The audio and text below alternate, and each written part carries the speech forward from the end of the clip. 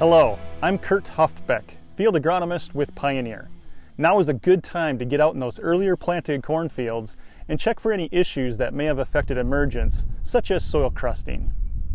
Lately, we have been getting some frequent rain showers, and the forecast for the upcoming week is sunny, hot, and windy, all key ingredients that may allow for soil crusting to develop.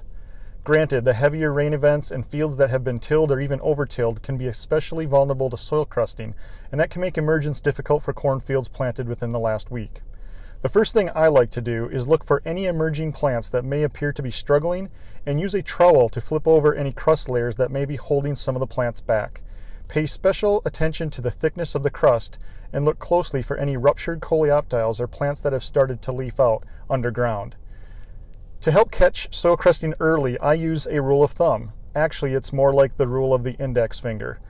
If you push straight down into the soil with the tip of your index finger and can sink it into the soil up to about your first knuckle, a coleoptile of a corn plant will likely be able to penetrate through that soil crust layer and establish stand.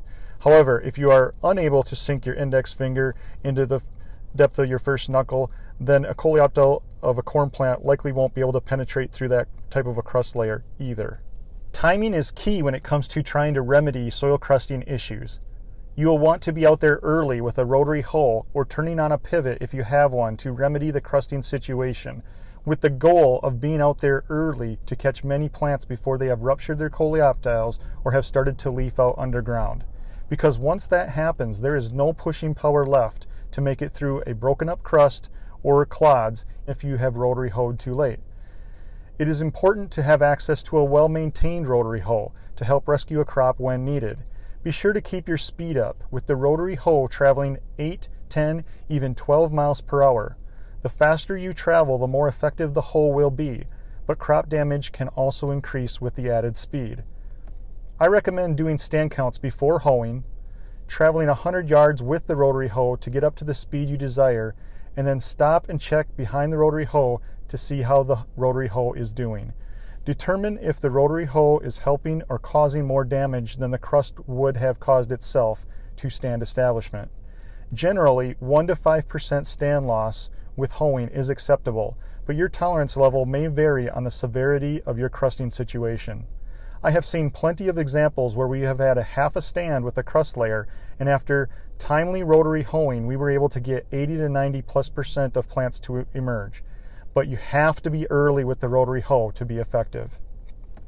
I like to stake out 1/1000th of an acre after rotary hoeing to determine how many viable plants were gained, and I will flag some of the partially damaged plants to see if they were able to establish and contribute to the final stand as well.